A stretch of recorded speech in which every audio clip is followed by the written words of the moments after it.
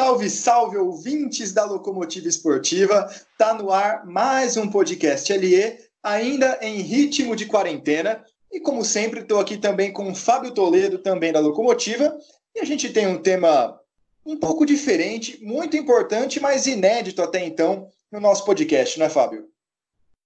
Exatamente, né? Estamos lado a lado, apenas né, de maneira não real, né?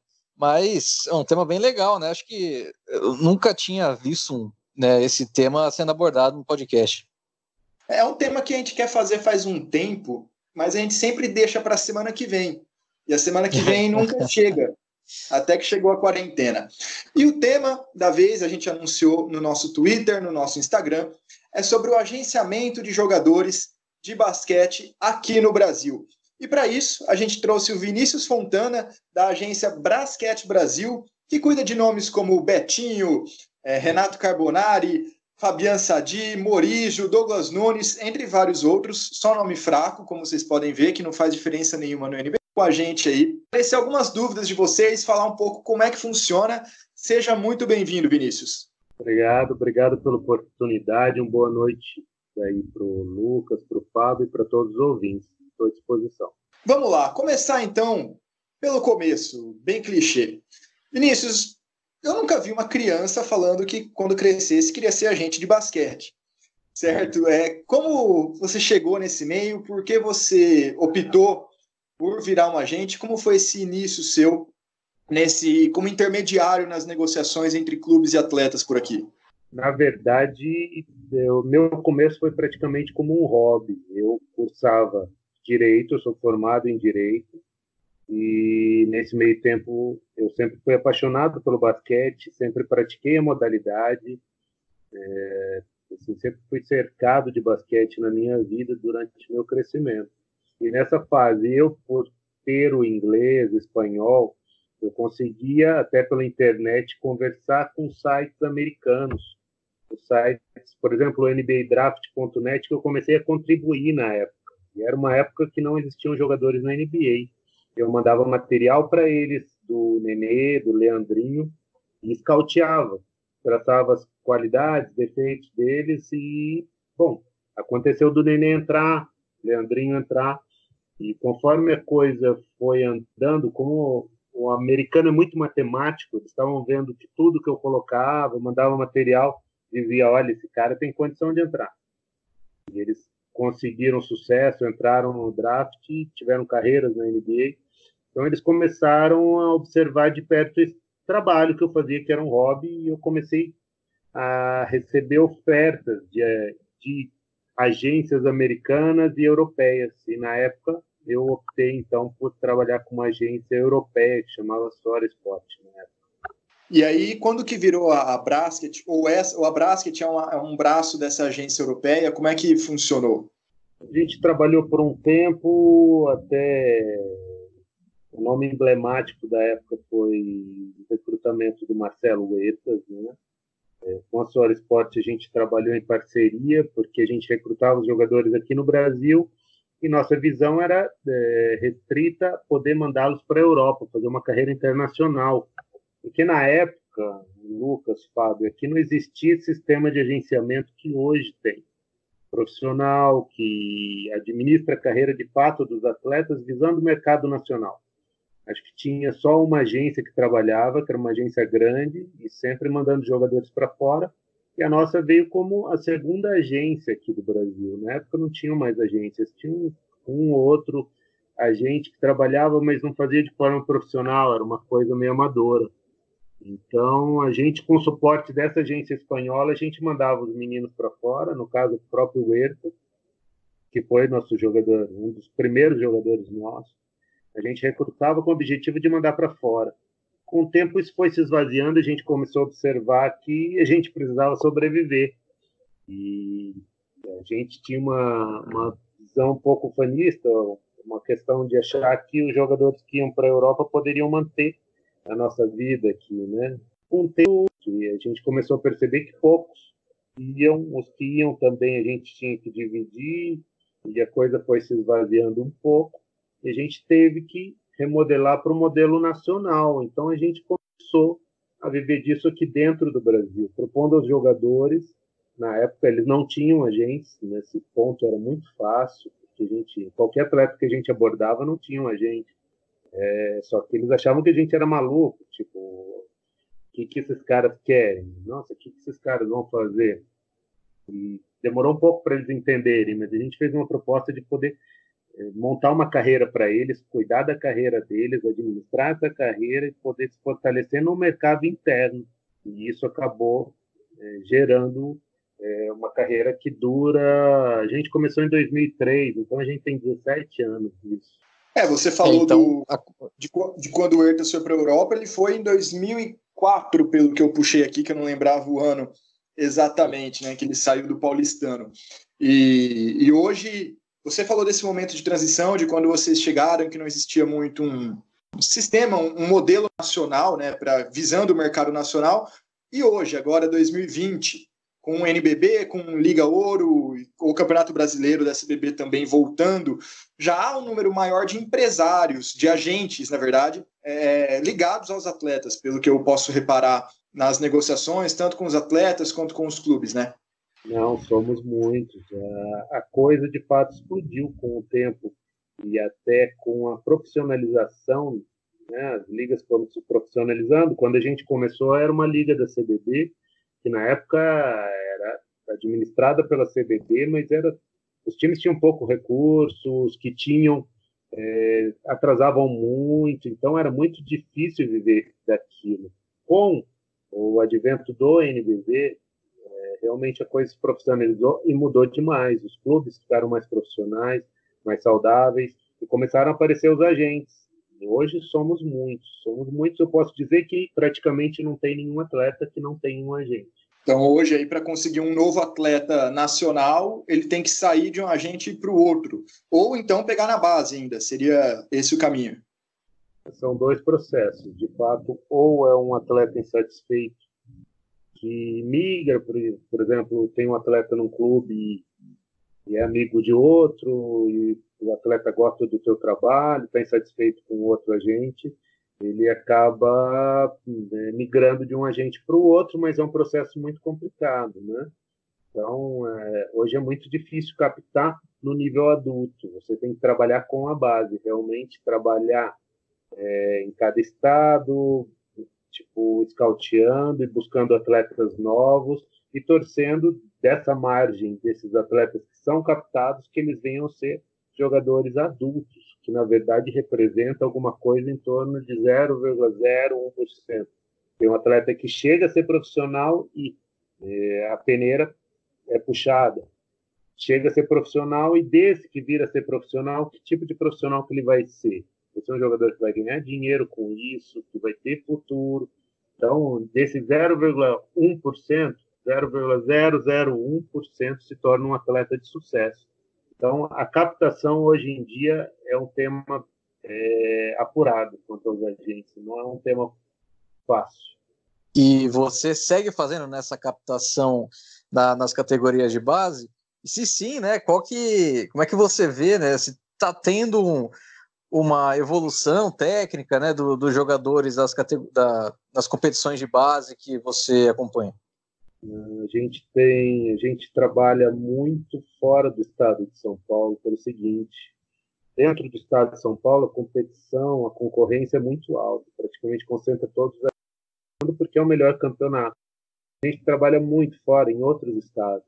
Mas mesmo dentro do estado de São Paulo, eu vejo uma caída técnica muito grande. Antigamente, a gente tinha atletas altos que tinham estatura elevada, de projeção muito grande.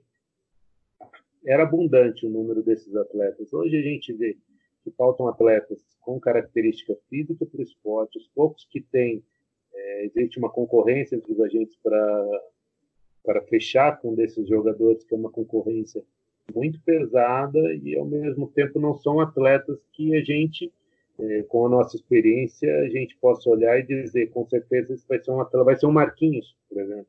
Vai ser um atleta desse nível, ou um atleta de nível intermediário, que já é algo interessante. Eu vejo e tenho uma visão muito preocupada sobre a base no Brasil. Eu Eu acho que o nível caiu técnico, físico, e os poucos atletas que se destacam, eles são muito valorizados, que é muito perigoso para a mentalidade. Bom, Vinícius, então, continuando, você tem um contrato com os atletas, mas a gente sabe que, diferente do futebol, e a gente vai fazer essa comparação com o futebol, porque é o único esporte que a figura do agente acaba saindo na mídia, muitas vezes. Então, imagino que a maioria dos nossos ouvintes esteja minimamente familiarizada com o funcionamento dos agentes do futebol. No futebol não existe multa rescisória, empresários e agentes não têm porcentagem nos direitos dos atletas, porque no esporte olímpico, no basquete especificamente, isso não existe, pelo menos aqui no Brasil. Então, qual a maneira, não apenas sua, mas do agente ganhar dinheiro com o agenciamento de atletas aqui no Brasil? É porcentagem de salário? É um bônus nas negociações? Como que funciona essa dinâmica da manutenção financeira do agente aqui no Brasil? Lucas, é um trabalho comissionado, ou seja, a gente recebe comissão, é uma parte do salário dos atletas. Se você negocia, você ganha uma porcentagem em cima disso. O montante varia de um agente para o outro, mas basicamente gira em torno do mesmo valor. Não se ganha bônus, não se ganha multa contratual, porque isso não existe. Na verdade, aqui o sistema é bem simples, os contratos são muito curtos, são contratos para uma temporada. É muito difícil você achar, por exemplo, uma rescisão de um clube comprando um jogador do outro. Isso daí não existe. Termina a temporada, o jogador entra no mercado e ele está à disposição para ser contratado pelos outros clubes. Então, na verdade, é muito simples. É um trabalho que a gente recebe como retorno uma comissão, uma parte do salário dos atletas, e se faz de uma forma sazonal, porque cada ano muda. Cada temporada, digamos que vai do meio do ano até o meio do outro ano. Quando abre o mercado novamente, que dura 2, 3 meses, até a Comissão Paulista, por exemplo, que é uma época de muito trabalho e que a gente foca muito, porque é ali que se fazem os contratos, mas basicamente tua vida vai de ano a ano, de temporada a temporada. E até falando nisso, né, como é que é esse contato, né, com o clube para negociar um jogador? O agente que vai no clube, né, oferecer, ou se o clube vem até o agente, ou varia muito de cada situação? É um tema até engraçado, porque ainda voltando para o começo lá, né? Acho que é até interessante para o ouvinte saber.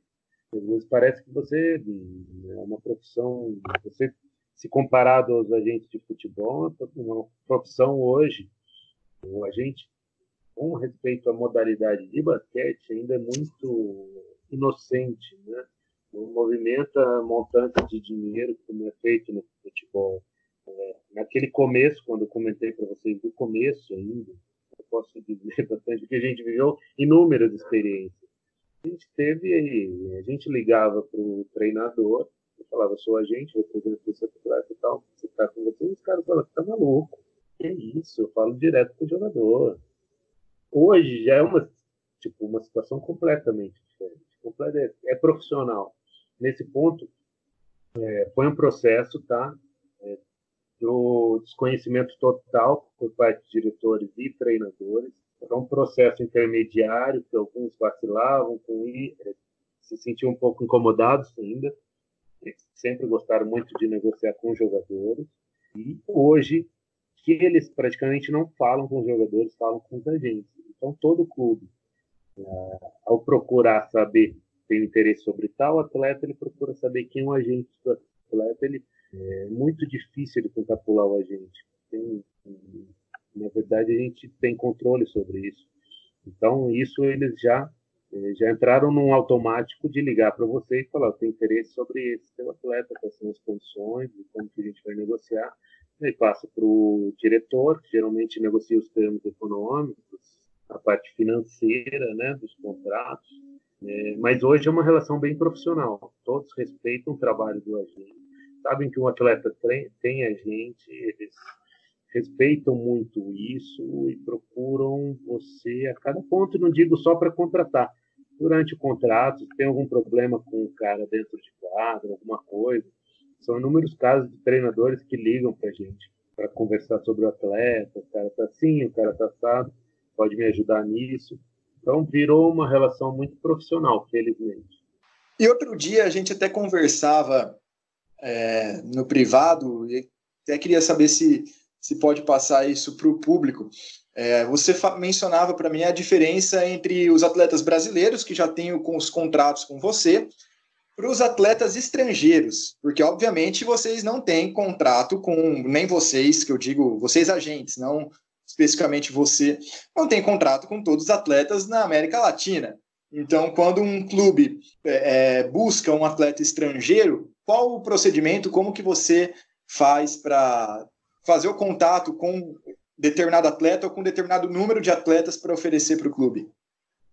Da seguinte forma, acho que cada agente trabalha de uma maneira. Particularmente, a gente trabalha com relação aos brasileiros, a gente tem contrato com os atletas, nosso vínculo com eles, tipo, nosso casting de jogadores brasileiros é muito fixo. Então, um pouco varia, mas a gente não perde, não ganha. Mas são atletas que a gente tem um compromisso maior no sentido de com relação ao próprio clube, né? De negociação e tudo mais. O atleta estrangeiro a gente trata de uma forma diferente. O clube procura, a gente sabe a intenção do clube em ter um jogador em determinada posição. A gente, por já ter um certo conhecimento sobre clube e sobre os próprios treinadores, é questão de gosto. Porque aí tem uma pessoa que está vendendo, tem um produto e tem alguém que vai comprar. Então, você vai atrás dos atletas de acordo com o que o clube quer. No nosso caso, especificamente, a gente não trabalha com uma lista determinada de jogadores fixa, de falar, eu tenho 10 jogadores americanos e esses são meus jogadores, se eu vou apresentar para o clube são esses e acabou. Geralmente, você está procurando o quê? O cara vai falar, eu procuro tal posição, eu tenho mais ou menos isso de dinheiro e a gente sai atrás para buscar. É uma fórmula que, particularmente, foi bem sucedida nessa temporada. Hoje, para vocês terem uma ideia, a gente tem 8 estrangeiros no NBB, tem um no CVB, tem um na Espanha, e tem uma variante de jogadores que entraram e saíram aqui, e foram 7 jogadores. Então, a gente movimentou hoje em torno de 17 atletas estrangeiros, que eu acho que foi um recorde. Mas a nossa fórmula nisso é justamente procurar o que o clube quer, dentro da característica que quer.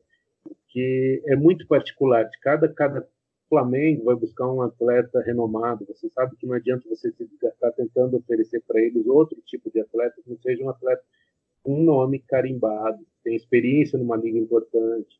Já tem outros clubes que não, que arriscam um pouco mais. Tem outros que são mais conservadores, que gostam de jogadores de determinada liga, respeitam a liga, que gostariam de ter um atleta que viesse de uma liga que ele conhecesse melhor.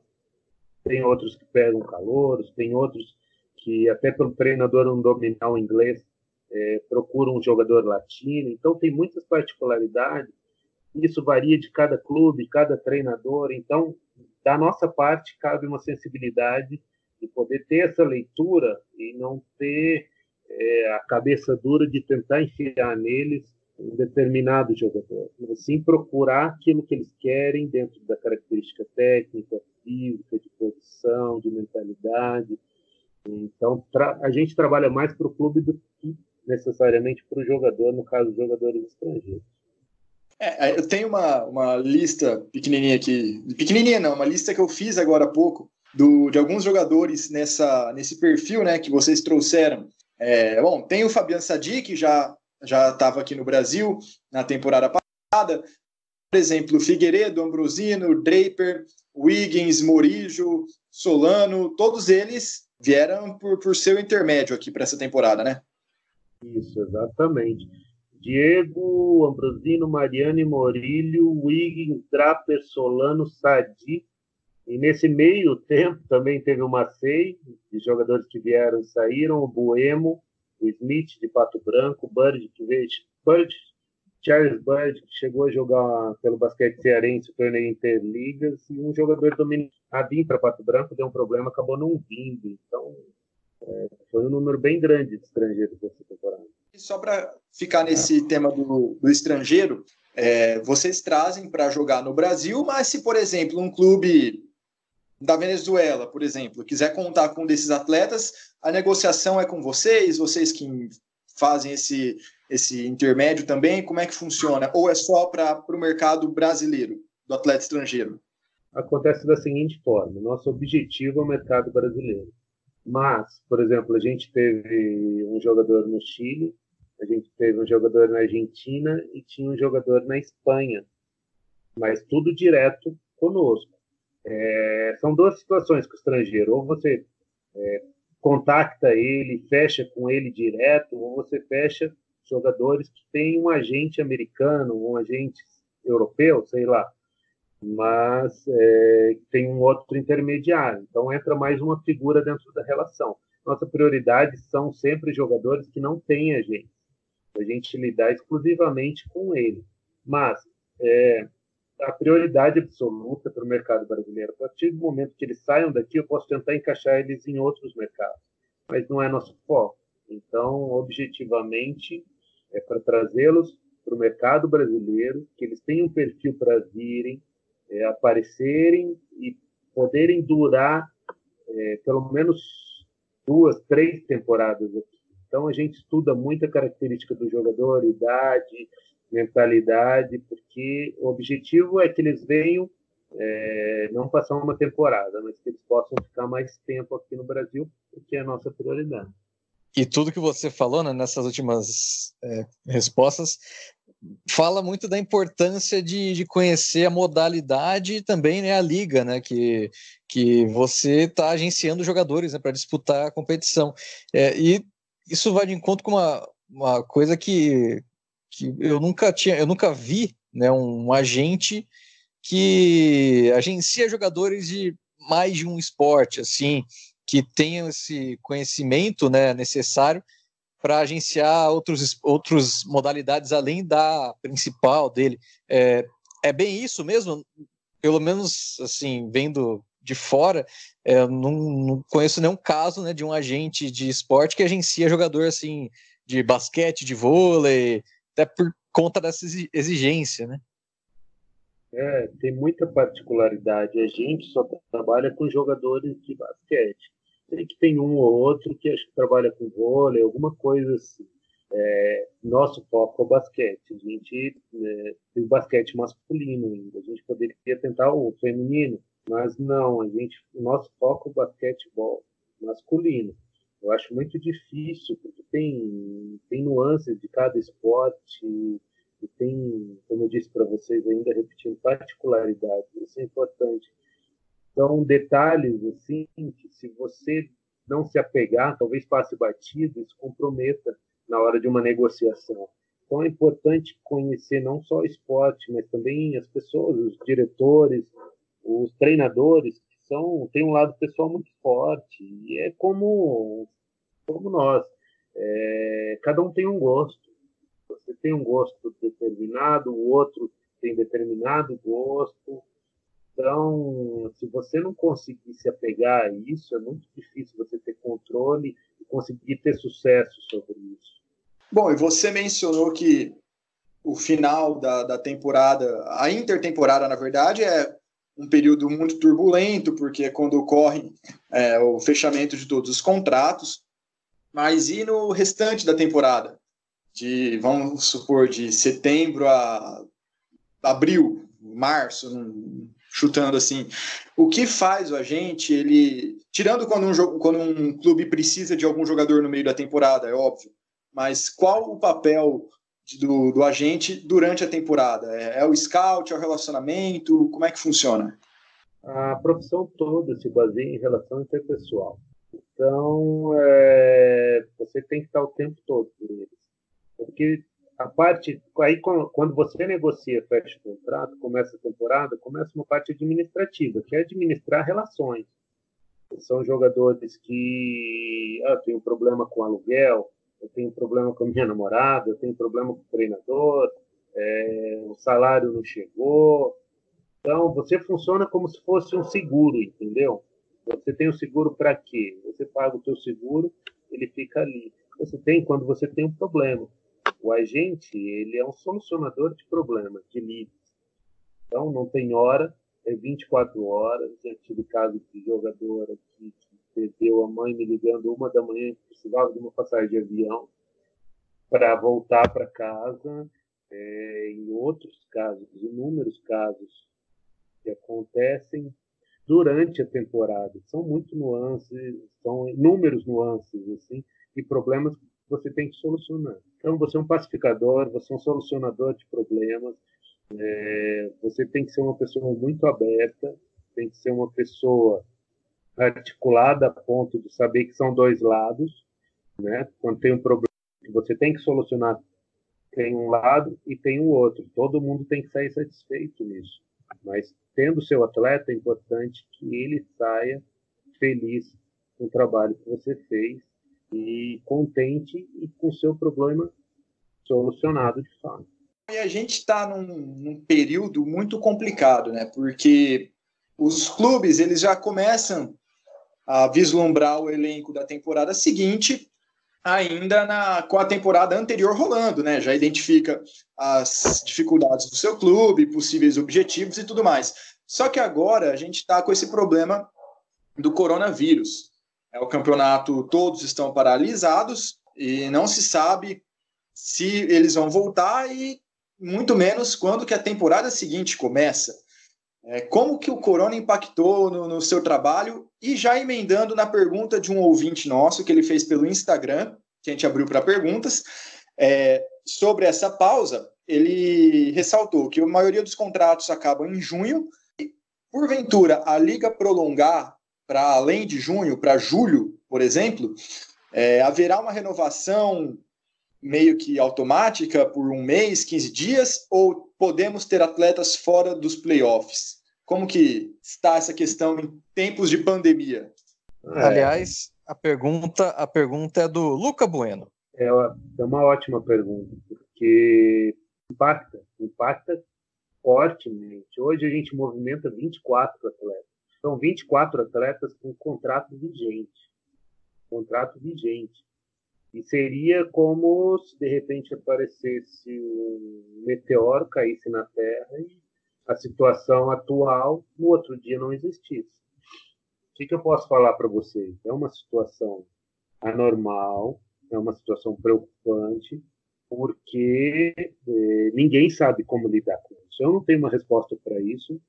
Possivelmente um diretor não tenha, o NBB também não tem, porque é uma situação vivida dia a dia.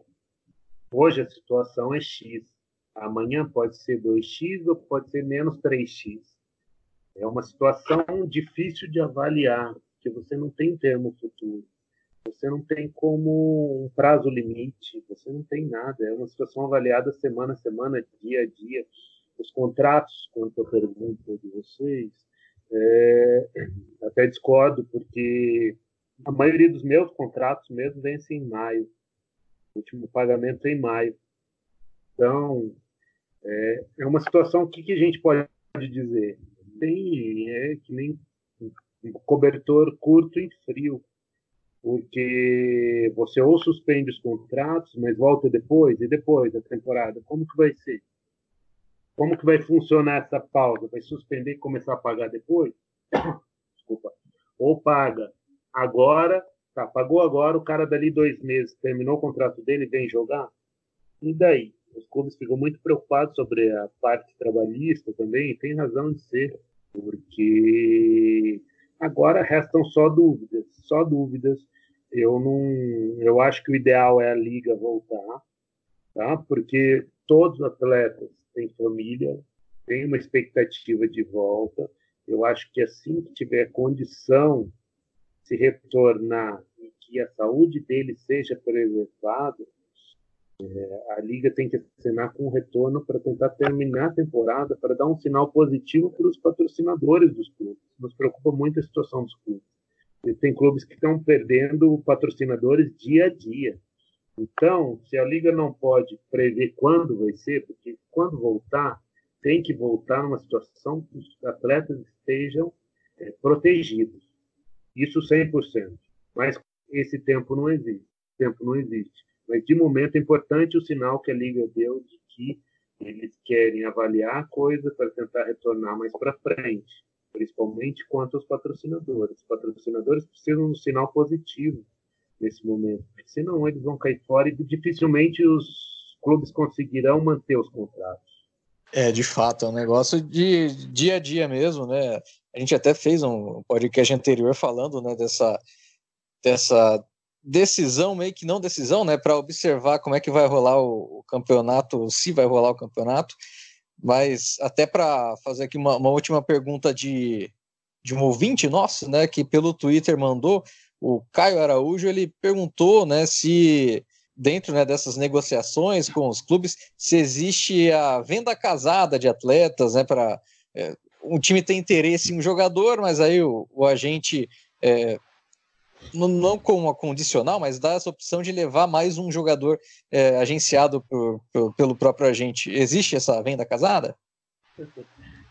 Olha, só um pouquinho, Vinícius. Só completando a pergunta do Fábio, o Caio ele fez essa pergunta e ele colocou em seguida: pergunto isso porque a contratação do fulano por tal time, que a gente acha melhor não mencionar aqui, não me entra na cabeça até hoje. Ele está revoltado com um caso específico. Eu posso dizer da nossa experiência, não posso falar pelos outros. Lógico que a gente ouve falar dessas histórias, possivelmente aconteça, mas da nossa parte eu nunca participei de nenhuma. Eu até gostaria de fazer uma venda casada e botar 10 atletas, mas eu não acho...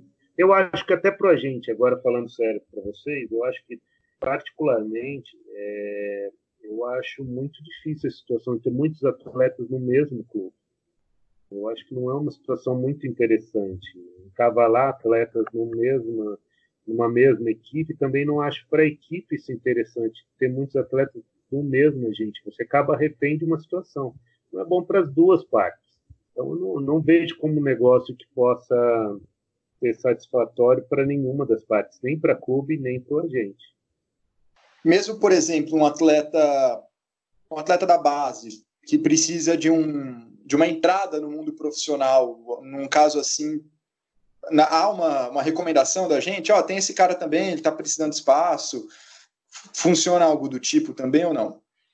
Não, sim, isso é bem normal, mas também faz parte do trabalho do agente ver se é adequado ao agenciado dele estar naquele lugar. Às vezes você tenta empurrar um jogador, empurrar é um termo forte, mas seja da base, por exemplo. É interessante que esse menino vá para um lugar que ele tem oportunidade.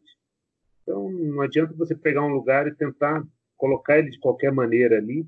Você tem que avaliar se o lugar é compatível com os jogadores. É bom para um jogador, mas não é bom para outro.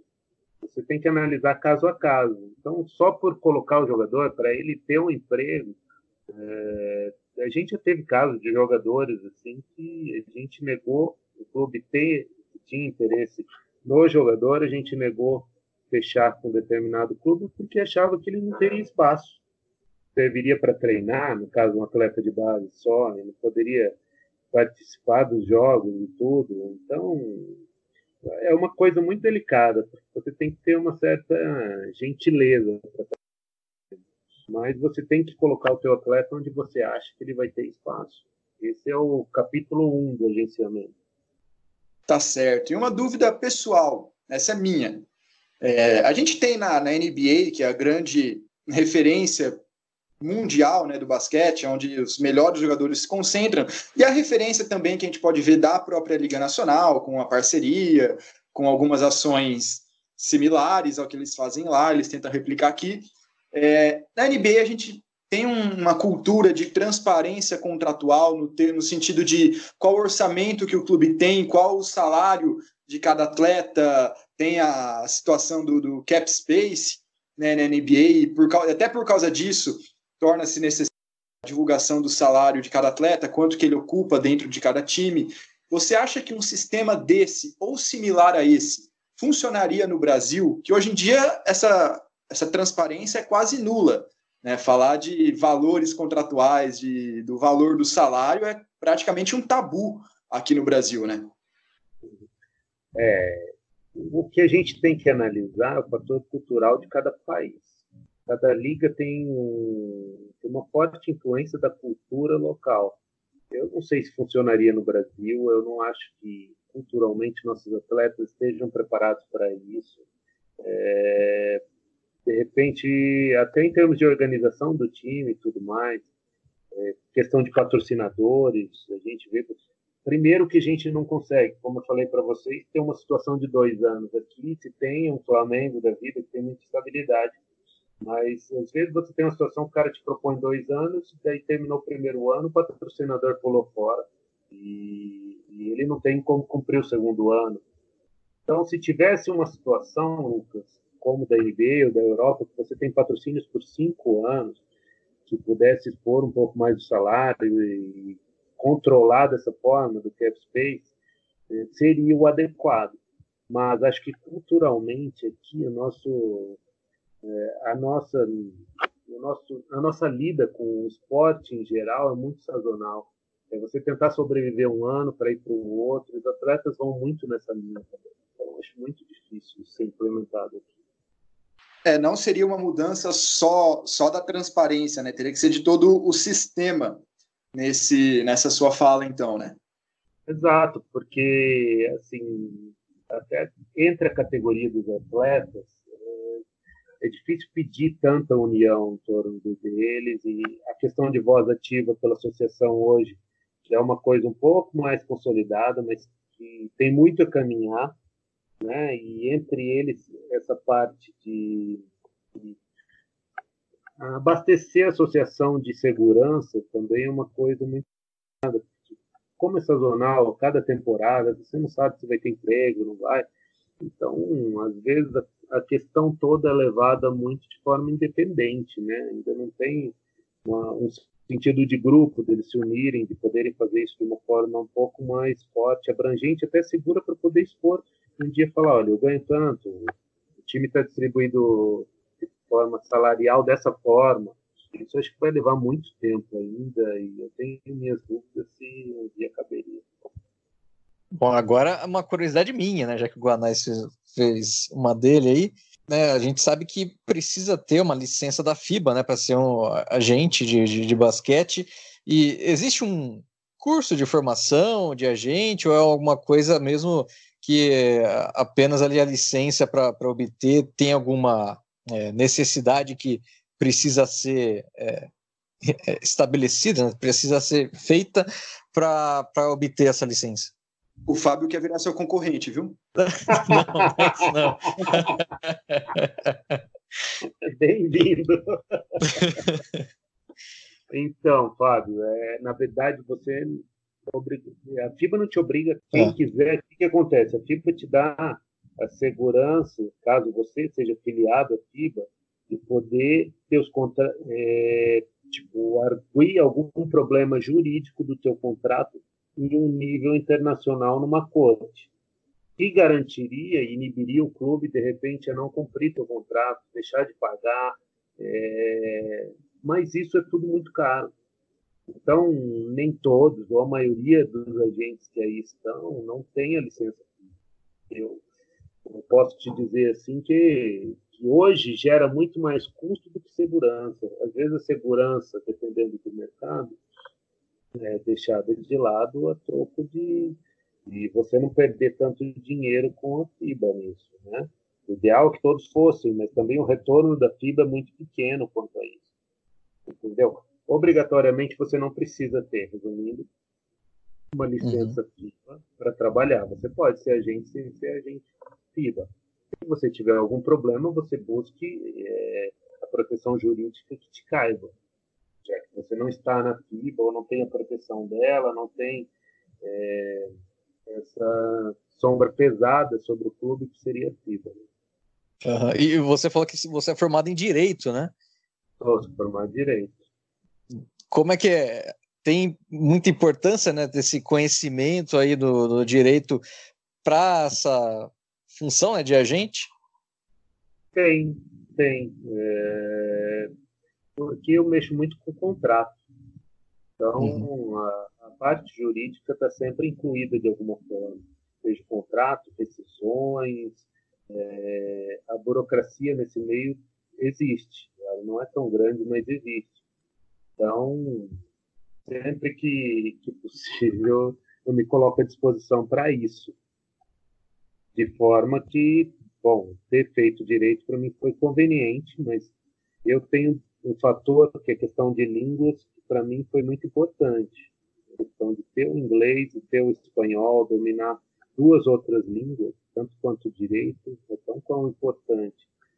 As três partes ali da coisa, né? Isso me abriu muitas portas. Né? Se eu pudesse, né, através dos os ouvintes mesmo aqui, se eu tivesse um conselho para dar, faça uma aula de inglês, de italiano, de alguma coisa, que isso vai valer para a vida de alguma forma. Viu só, Guanais? Seu direito foi fracassado, né? Você foi para o jornalismo e, né, poderia estar numa melhor aí. Calma, eu comecei as hoje em dia está se dando bem, viu, Guanais? Não, eu comecei as duas e precisei mudar para São Paulo. Eu acabei jornalismo, quem sabe eu volto para o direito agora. Tenho 3 anos e meio já de direito feito, pô.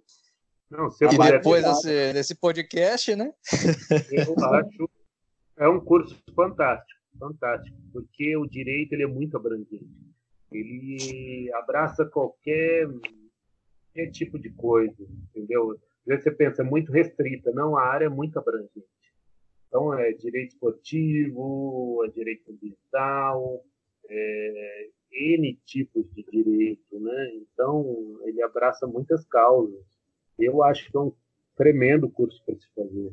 Recomendo também. Que você termine, né? É aquela frase que todo aluno de direito escuta, né? Que o leque se abre de uma maneira inexplicável. Mas vamos lá. Eu acho que a gente já pegou aqui, Fábio, as dúvidas nossas, as dos nossos ouvintes também. Então, Vinícius, tem alguma coisa que você não falou, que a gente não perguntou, que você acha que o público podia saber sobre o agente? Algum recado final para quem está ouvindo a gente? Com o perdão do trocadilho do agente, de novo. Não, agradeço a oportunidade de falar um pouco. É uma profissão, assim, eu achei a iniciativa de vocês ótima, porque é uma profissão que você fica um pouco na sombra, você pouco aparece, dificilmente você vai ter um feliz aniversário, feliz Natal, um obrigado pelo seu trabalho, tudo, porque é realmente uma profissão que se comenta muito pouco, que se conversa muito pouco sobre, que se explica muito pouco sobre a profissão em si, né? E esse espaço que vocês deram para a gente, em geral, digo não só por mim, mas também pelos meus colegas de profissão, é fundamental. O debate é sempre fundamental, é importante explicar o que a gente faz, como a gente faz e que a gente existe de fato, e é uma profissão muito bacana. Assim. Transformou minha vida, eu sou muito grato por ser agente, estou muito feliz com o que eu faço. Eu agradeço aos dois pelo espaço. É isso aí, a gente que agradece a sua participação aqui. Fábio, tem algum último ponto nesse episódio?